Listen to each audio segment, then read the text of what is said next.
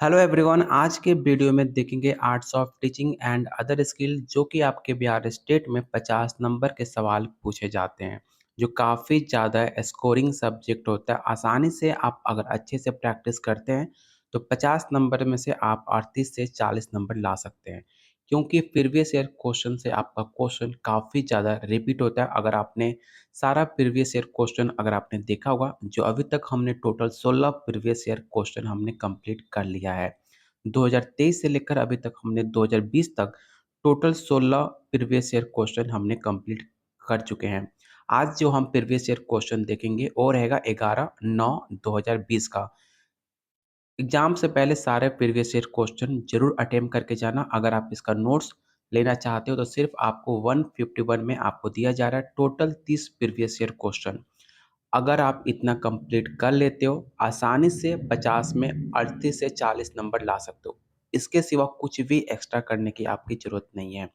लेने के लिए आप मुझे इस नंबर पे व्हाट्सएप कर सकते हैं या इस वीडियो के कमेंट बॉक्स में कमेंट कर सकते हैं। चलिए शुरू करते हैं आज का पहला क्वेश्चन। पहला क्वेश्चन है, राष्ट्रीय अध्यापक शिक्षा परिषद जिसे एनसीटीई बोलते हैं, जिसे फुल फॉर्म होता है national council for teacher education के क्षेत्रीय कार्यकालों की संख्या कितनी है। तो काफ़ी आसान सा क्वेश्चन है। आपको पता है कि डायरेक्शन देखने के हमारे 4 रूट होते हैं, ठीक है। आपका ईस्ट, वेस्ट, नॉर्थ और साउथ हो गया, ठीक है, नॉर्थ और साउथ। तो आपके टोटल 4 हो गए, 1, 2, 3 और 4। तो टोटल आपकी एनसीईआरटी 4 कार्यालयों में बटी हुई है। तो ऑप्शन इसका ए राइट आंसर हो जाएगा। और याद रखिएगा, इसका राइट आंसर ऑप्शन आपका ए होगा। कुछ भी इसमें आपको अगर हर एक पॉइंट आपको काफ़ी आसान भाषा में दिया गया है, जिसे आप आसानी से पढ़कर समझ सकते हैं। जैसे कि उत्तरी क्षेत्रीय, पूर्वी क्षेत्रीय, दक्षिण क्षेत्रीय और पश्चिम क्षेत्रीय। ये टोटल आपके 4 क्षेत्र हो गए जहाँ पर एनसीईआरटी फैली हुई है। तो ऑप्शन इसका ए राइट आंसर होगा। क्वेश्चन नंबर सेकंड है, यदि बच्चों को अंतः व्यक्ति संबंधों की पुनः स्थापना करनी हो तो शिक्षक को क्या करना चाहिए? उन्हें खेलने के लिए स्वतंत्र छोड़ देना चाहिए? तो बिल्कुल ऐसा कभी नहीं कर सकते हो कि आप बच्चे को सिर्फ खेलने के लिए उसे स्वतंत्र छोड़ दो। ऐसा ऑप्शन आपका गलत होता है। उनकी आर्थिक सिचुएशन को ध्यान में रखना, ऐसा कुछ नहीं होता। वाद विवाद को पर्याप्त अवसर देना, तो कुछ हद तक ये ऑप्शन आपका सही लग रहा है, लेकिन हम चौथा ऑप्शन को जरूर देखेंगे। फोर्थ ऑप्शन है, उनके सामाजिक स्वयात्मक विकास का अध्ययन करना और अंतः व्यक्ति संबंध की ओर प्रेरित करना। और क्वेश्चन में आपसे पूछा भी गया था अंत व्यक्ति को लेकर, जो कि आपके ऑप्शन डी में सबसे फुलफिल कर रहा है।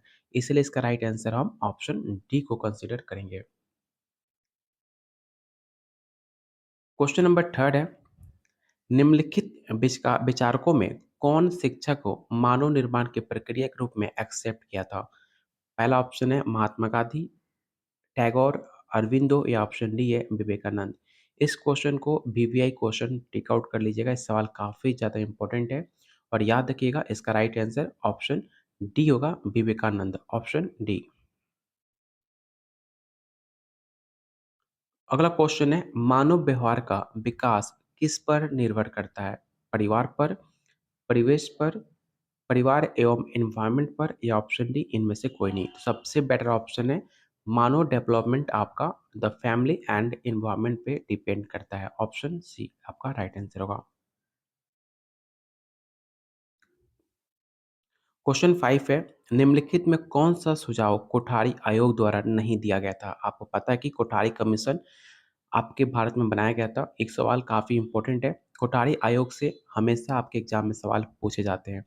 तो आपको बताना कि कोठारी आयोग ने कौन सा सुझाव नहीं दिया था?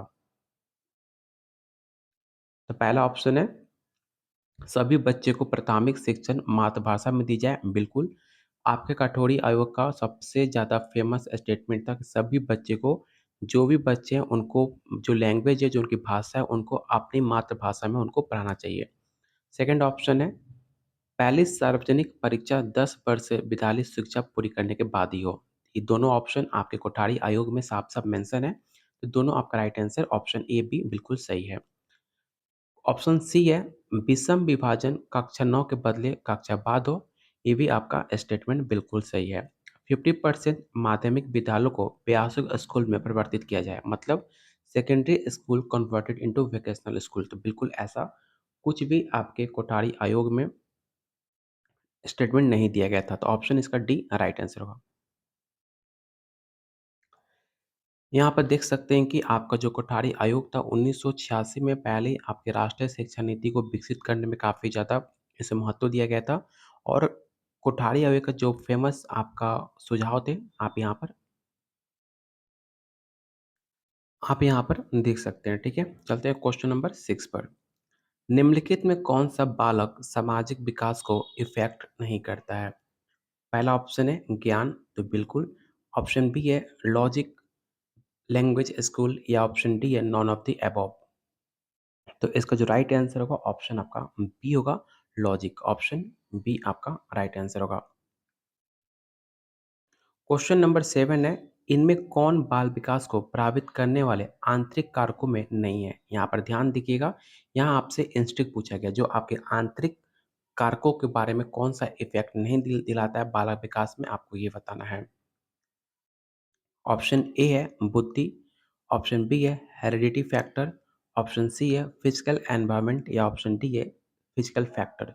तो याद रखिएगा, आपका जो बुद्धि है वो आपको इफेक्ट कर सकता है, हेरिडिटी आपको इफेक्ट कर सकती है, हेरिडिटी किसी का अच्छी हो सकती है, किसी की बुरी हो सकती है, लेकिन फिजिकल एनवायरनमेंट आपको कोई भी इफेक्ट नहीं करेगा बालक विकास पर। इसलिए इसका जो राइट आंसर होगा ऑप्शन सी होगा। यहाँ आप देख भी सकते हैं कि बालक किन-किन कारकों से, आंतरिक कारकों से प्रभावित नहीं हो सकता, यहाँ पर आपको ऑप्शन भी दिए गए हैं। इसे आप स्क्रीनशॉट ले लीजिएगा, या आपके पास प्रैक्टिस सेट हो तो इसे अच्छे से कंप्लीट कर लीजिएगा, काफ़ी इंपॉर्टेंट क्वेश्चन है। क्वेश्चन नंबर 8 है, कक्षा में तिरस्कृत बालक को संभावित व्यवहार कैसा होगा? पहला ऑप्शन है उदासीन, उत्साही, क्रोधपूर्ण, या ऑप्शन डी है नकारात्मक। तो इसका राइट आंसर होगा ऑप्शन ए।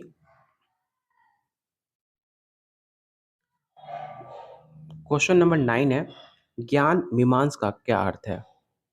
तो काफ़ी आसान सा क्वेश्चन है। आपको पता है कि ज्ञान मीमांसा का मतलब होता है ज्ञान की प्रकृति का अध्ययन, study of the nature of knowledge. Option C आपका राइट आंसर होगा।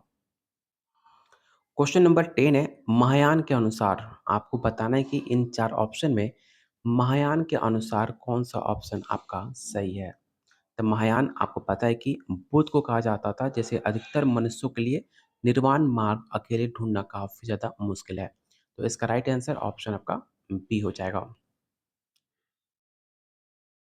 क्वेश्चन नंबर 11 है, बालकों के समाजीकरण की प्रक्रिया कहाँ से स्टार्ट होती है? मैंने आपको बताया भी था, जो आपका सोशलाइजेशन होता है वो 2 टाइप का होता है। पहला प्राइमरी, और दूसरा आपका सेकेंडरी। प्राइमरी में कौन-कौन से होते हैं? प्राइमरी में आपका फैमिली आ जाएगा, आपके माता-पिता आ जाएँगे, आपके भाई-बहन, आपके दादा-दादी, ये सब आपके प्राइमरी सोर्स हैं। जो भी आपके घर के अंदर है वो सब आपके प्राइमरी सोर्सेज़ हैं। सेकेंडरी में आपका स्कूल, आपका ट्यूशन, आपका मीडिया, आपका रिलेटिव, ये सब आपके सेकेंडरी में काउंट किए जाते हैं। तो आपसे पूछा जा रहा है कि बच्चे के अंदर समाजीकरण कहाँ से स्टार्ट होता है? तो बच्चे का जन्म जब से स्टार्ट हो जाता है, वहाँ पे उनका समाजीकरण स्टार्ट हो जाता है। तो इसका राइट आंसर ऑप्शन आपका ए हो जाएगा, और जब तक आपकी मृत्यु नहीं हो जाती है, तब तक आपका समाजीकरण होते रहेगा। समाजीकरण ऐसी एक प्रक्रिया है जो आपकी कंटिन्यू चलती रहती है, कभी भी आपका समाजीकरण रुक नहीं सकता है। इसलिए इसका राइट आंसर हम ऑप्शन ए को टेक आउट करेंगे। क्वेश्चन नंबर 12 है, सामाजिक विकास का सिद्धांत किसने दिया है? काफ़ी मोस्ट इम्पोर्टेंट क्वेश्चन है। सवाल 2023 में 2 से 3 बड़े सवाल पूछे गए थे आपके 2023 के प्रीवियस ईयर क्वेश्चन में, और याद रखिएगा, इसका जो राइट आंसर होगा ऑप्शन सी होगा, लेव वाइगेट्स्की। लेव वाइगेट्स्की ने सामाजिक विकास पे काफ़ी ज़्यादा जोर दिया था। वाइगेट्स्की एक आपके व्यवहारवादी सिद्धांतकार माने जाते हैं, इसे भी आप याद रखिएगा। ऑप्शन सी आपका राइट आंसर होगा। कक्षा शिक्षण डैश होना चाहिए। बाल केंद्रित होना चाहिए, पाठ्य पुस्तक होना चाहिए, शिक्षक केंद्रित। शिक्षक केंद्रित अगर कक्षा होगा तो बच्चा क्या ही पढ़ेगा। गृह कार्य बिल्कुल नहीं हो सकता। कक्षा शिक्षण आपके चाइल्ड सेंटर होना चाहिए, क्योंकि बच्चे को ही पढ़ाना है, तो बच्चे को ध्यान में रखकर आपका कक्षा शिक्षण होना चाहिए। तो ऑप्शन इसका ए राइट आंसर होगा। अगला क्वेश्चन है एनसीएफ। एनसीएफ से हमेशा आपके एग्ज़ाम में 3 से 4 सवाल हमेशा आपको देखने को मिलेगा। तो आपको पता होना चाहिए कि एनसीएफ का 2005 का तात्पर्य क्या है? सबसे पहले तो आपको एनसीएफ का फुल फॉर्म आपको पता होना चाहिए कि एनसीएफ का फुल फॉर्म क्या होता है। तो याद रखिएगा एनसीएफ का फुल फॉर्म होता है नेशनल करिकुलम फ्रेमवर्क 2005, ठीक है? जो कि आपका एनसीएफ 2005 का तात्पर्य था। तो ऑप्शन इसका सी राइट आंसर होगा। काफ़ी आसान सा क्वेश्चन था। उम्मीद करता हूँ इसका आंसर आप लोग सबको ही बता पा रहे होंगे। क्वेश्चन नंबर 15 है, इनमें से कौन राष्ट्रीय पाठ्यचर्या के रूपरेखा 2005 के मार्गदर्शक सिद्धांतों में नहीं है? आपको 2005 के अकॉर्डिंग कौन-सा रूपरेखा इस ऑप्शन में नहीं दिया गया है, आपको ये बताना है। तब तक के लिए वीडियो को लाइक, शेयर ज़रूर कीजिएगा क्योंकि आपका एक लाइक हमें काफ़ी मोटिवेट करता है आप लोग के लिए और ज़्यादा मेहनत करने के लिए। तो प्लीज़ वीडियो को लाइक और शेयर ज़रूर कीजिएगा। अगर आप पहली बार चैनल पे विज़िट कर रहे हो तो चैनल को ज़रूर सब्सक्राइब कर लीजिएगा क्योंकि यहाँ पर आपको ऐसे कंटेंट मिलेंगे जो आपके एग्ज़ाम से काफ़ी ज़्यादा रिलेटेड हो। क्योंकि आपका टाइम और मेरा टाइम काफ़ी इम्पोर्टेंट है। जैसे मैंने अपना पेपर अपना क्वालिफ़ाई किया, चाहे स्टेट हो, चाहे बीपीएससी हो, उस बेसिस में मैं आपको सजेस्ट करता हूँ कि कैसे आप पेपर और आसानी से क्वालिफ़ाई कर सकते हो।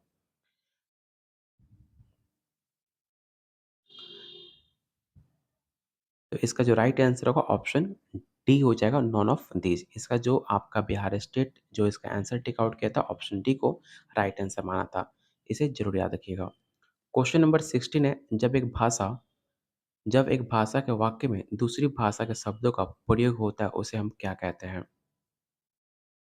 उसे हम कोट मिश्रण कहते हैं, वर्ड मिक्सिंग कहते हैं, डिस्प्लेसमेंट कहते हैं या ऑप्शन डी है दिया जाता। तो याद रखिएगा जब एक शब्द अगर हमने यहाँ पर लिख दिया आम, ठीक है? जैसे कि यहाँ पे मैंने लिख दिया आम, ए और लास्ट में मैंने म लिख दिया। तो ये जो 2 वर्ड मैंने 2 लैंग्वेज को मिक्स करा, पहला इंग्लिश और दूसरा हिंदी, उसे कहते हैं वर्ड मिक्सिंग। 2 लैंग्वेज को हमने ऐड कर दिया, तो उसको वर्ड मिक्सिंग के नाम से जानते हैं। तो ऑप्शन इसका बी राइट आंसर होगा। क्वेश्चन नंबर 17 है, खाना बनाना मर्दों का काम नहीं है। ये कथन कैसा है? मतलब ऐसा कुछ नहीं है। आजकल आप देखोगे मैक्सिमम रेस्टोरेंट हो, चाहे होटल हो, चाहे घर हो, आजकल जो मर्द हैं हर जगह खाना बनाने आपको देखने को मिल सकते हैं। चाहे शादी हो, चाहे किसी की पार्टी हो। हर जगह आपके खाना जो जितने भी टेस्टी खाना है वो आपके मर्द ही बना सकते हैं। ठीक है? आपको बताना है कि इसमें स्टेटमेंट आपका सही है कि गलत है। इसका जो राइट आंसर होगा ऑप्शन सी। यहाँ पर खाना बनाना मर्दों का काम नहीं है। यहाँ पर एक आपको जेंडर बायस को डिनोट किया जा रहा है। तो इसका राइट आंसर ऑप्शन आपका सी हो जाएगा। क्वेश्चन नंबर 18 है, इनमें से कौन व्यक्तित्व की विभिन्नता जानने की विधि नहीं मानी जाती है? पहला ऑप्शन है टेस्ट मेथड, अचीवमेंट, बुद्धि परीक्षण या ऑप्शन डी है इनमें से कोई नहीं। तो इसका राइट आंसर ऑप्शन आपका डी होगा क्योंकि test method, achievement, intelligence test ये सारे आपके बुद्धि जाँचने की विधि मानी जाती है, इसलिए इसका राइट आंसर ऑप्शन आपका डी होगा। क्वेश्चन नंबर 19 आपको बताना है कि कक्षा में शोरगुल को नियंत्रित करने के लिए संप्रेषण की कौन-सी पद्धति सबसे अच्छी है? मतलब एक क्लास है जो काफ़ी ज़्यादा बच्चे हल्ला कर रहे हैं। अगर आपको उस कक्षा को कंट्रोल करना है, बच्चे की आवाज़ को शांत करना है, तो आप कौन-सा ऑप्शन आप अपनाओगे? ऊँची आवाज़ में चिल्लाओगे? बिल्कुल नहीं, आप ऊँची आवाज़ में बिल्कुल नहीं चिल्ला सकते हो। ये एनसीएफ 2005 के खिलाफ है और एक अच्छे टीचर की पहचान भी इसे कंसीडर नहीं की जाती है। डंडे की भय दिखाना, अगर डंडा दिखाओगे तो आप जेल में जाओगे। शोरगुल के बीच शिक्षण जारी रखना, ऑप्शन डी है शांत रहना और विद्यार्थियों की तरफ देखना। तो 2 ऑप्शन हो सकते हैं सी और डी, लेकिन जो सबसे बेटर ऑप्शन है ऑप्शन डी है। इसलिए इसका राइट आंसर ऑप्शन डी आप कंसीडर करोगे। क्वेश्चन नंबर 20 है, कठिन वाक्य और नकारात्मक भाषा विचार संप्रेषण को डैश बनाते हैं। मतलब अगर कोई काफ़ी डिफ़िकल्ट सेंटेंस है और उसमें नेगेटिव इफ़ेक्ट डाला गया तो आप सेंटेंस को कैसा विचार को कैसे बातचीत को कैसे नज़रिए से आप देखोगे? इफ़ेक्टिव, इनफैक्टिव, सामान्य या ऑप्शन डी है कठिन। तो इसका जो राइट आंसर होगा ऑप्शन बी। अगर कोई आपसे ऐसे गलत तरीके से बात करे तो आप पर अच्छा इफ़ेक्ट नहीं पड़ेगा। तो सिंपल सा मतलब है इसका जो ऑप्शन होगा ऑप्शन बी होगा। अगर कोई अच्छे से आपसे बात करता तो आपका जो इफ़ेक्ट पड़ता वो काफ़ी ज़्यादा इफ़ेक्टिव होता। तो इसका राइट आंसर हम ऑप्शन बी को कंसीडर करेंगे। मौन पठन के संदर्भ में कौन-सा स्टेटमेंट असत्य है? आपने देखा होगा काफ़ी लोग काफ़ी साइलेंट रीडिंग करते हैं और मुझे भी साइलेंट रीडिंग काफ़ी पसंद है क्योंकि मुझे लगता है कि अगर मैं साइलेंट रीडिंग करता हूँ, तो मेरा फ़ोकस सिर्फ़ क्वेश्चन और जो मैं पढ़ना चाहता हूँ उस पे रहता है। तो उस साइलेंट रीडिंग में कौन-सा स्टेटमेंट आपका गलत है, आपको ये बताना है। पहला ऑप्शन है मन में बिना उच्चारण किए पढ़ने का मौन पठन कहते हैं। ऐसा कुछ नहीं है, ये आपका बिल्कुल सही बात है। ये पठन कौशल सीखने की अंतिम चरण है, बिल्कुल सही बात है। फुसफुसाते हुए पढ़ने का भी मौन पठन कहते हैं, तो आपने देखा होगा काफ़ी लोग धीरे-धीरे, धीरे-धीरे पढ़ते रहता है, मन में उसको फुसफुसाते रहता है, तो इसको भी हम साइलेंट रीडिंग के अंदर कंसीडर करते हैं। सार्वजनिक स्थलों पर मौन पठन का श्रेष्ठ माना जाता है, तो ऐसा कुछ नहीं है। पब्लिक प्लेस पर कभी भी साइलेंट रीडिंग को नहीं कंसीडर किया जाता। अगर आप साइलेंट हो, तो आपको पब्लिक आपको काउंट की ही नहीं करेगी। पब्लिक प्लेस पर कभी भी आपको साइलेंट होना भी नहीं चाहिए। ऑप्शन इसका डी राइट आंसर होगा।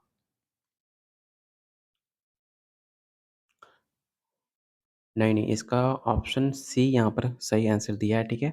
ऑप्शन सी होगा क्योंकि फुसफुसाना कोई पढ़ने का कौशल नहीं माना जाता, इसलिए इसका राइट आंसर ऑप्शन आपका सी टिक आउट होगा। यहाँ आप देख भी सकते हो कि मन में बिना उच्चारण किए पढ़ने के मौन पठन कहते हैं। देखो कोई भी अगर आप क्वेश्चन सॉल्व कर रहे हो, थोड़ा-सा भी ध्यान हटेगा, आप मेरी तरह आप गलती कर दोगे। इसलिए क्वेश्चन पढ़ते समय, क्वेश्चन बनाते समय अपने ध्यान को एक जगह ही रखना। अगर थोड़ा-सा भी आपका माइंड इधर-उधर हुआ, ध्यान इधर-उधर हुआ, तो आप गलत आंसर टिक आउट कर दोगे। आपको आंसर पता होते हुए भी आप आंसर गलत कर दोगे। आपको बताना है कि द फादर ऑफ क्रिएटिविटी, ठीक है? क्रिएटिविटी के जनक किसे माना जाता है? काफ़ी मोस्ट इम्पोर्टेंट क्वेश्चन है, आपको पता होना चाहिए। याद रखिएगा, the father of creativity E. Paul Torrance को मानते हैं। ऑप्शन ए आपका राइट आंसर होगा, इसे याद कर लीजिएगा, काफ़ी बार आपके एग्ज़ाम में सवाल पूछा जा चुका है। क्वेश्चन नंबर 23 आपको बताना है कि निम्नलिखित में किस आयोग ने सर्वप्रथम प्राथमिक शिक्षा के विवेकीकरण के सुझाव दिया था? तो कौन-सा आयोग था?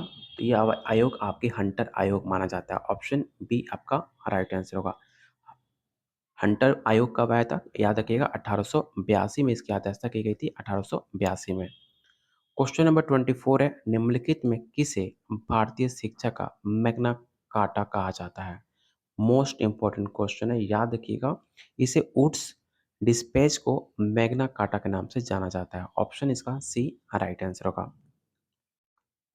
क्वेश्चन नंबर 25 है, किस दर्शन ने कक्षाओं में मॉनिटर पद्धति विकसित करी थी? मतलब जो आपने देखा होगा, कक्षा में मॉनिटर हमारे स्कूल में एक मॉनिटर को चुना जाता था बच्चे को शांत करने, कोई बच्चे को कोई प्रॉब्लम होता है, तो हम मॉनिटर को पहले बोलते थे, उसके बाद टीचर को मॉनिटर जाकर बोलता था।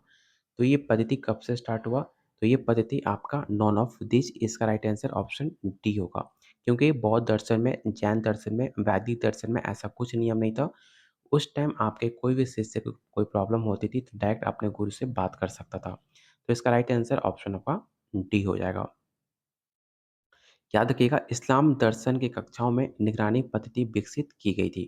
इस्लाम शैक्षिक प्रणाली में कक्षाओं में निगरानी प्रणाली का परिचय दिया, जहाँ शिक्षक की अनुपस्थिति में अन्य शैक्षिक छात्रों को सीखने की निगरानी, उच्च ज्ञान प्राप्त करने की शिक्षा नियुक्त की गई थी। मतलब आप इसे बोल सकते हो कि इस्लाम के टाइम से इसे अपनाया गया था। जो अगर अभी हम देखते हैं मॉनिटर को अपने क्लास में, तो ये इस्लाम दर्शन के हिसाब से इसको अपनाया गया, इस पॉइंट ऑफ व्यू से इसे समझ में आ रहा है। तो उम्मीद करता हूँ आज के वीडियो में टोटल 25 क्वेश्चन थे आपके आर्ट्स ऑफ टीचिंग के। बाकी यहाँ से आपका क्वेश्चन मैथ और रीज़निंग का चालू हो जाता है। तो आप अपना स्कोर आप हमारे कमेंट बॉक्स में शेयर कर सकते हो कि आउट ऑफ 25 आपका स्कोर कितना आपने स्कोर अचीव किया। अगर आप इसका टोटल 30 प्रीवियस ईयर क्वेश्चन अगर आप लेना चाहते हो तो सिर्फ़ आपको 151 में आपको दिया जा रहा है। क्योंकि मैंने अपना स्टेट 2 बार क्वालीफाई किया है और बीपीएससी क्वालीफाई किया है, तो उस बेसिस पे मैं आपको बता सकता हूँ, अच्छा गाइड कर सकता हूँ कि आप कैसे फर्स्ट अटेम्प्ट में बिहार स्टेट 2024 को क्लियर करके आपकी जो वैकेंसी आने वाली है बीपीएससी 4.0, उसके लिए आप कैसे अपनी तैयारी को फर्स्ट अटेम्प्ट में क्लियर करके बिहार में टीचर बन सकते हो आप मेरी तरह। ज़्यादा डिटेल में जानने के लिए आप मुझे इस नंबर पे व्हाट्सएप कर सकते हैं या इस वीडियो के कमेंट बॉक्स में अपना नंबर शेयर कर सकते हैं। चलिए बहुत जल्द मिलते हैं अगले वीडियो में।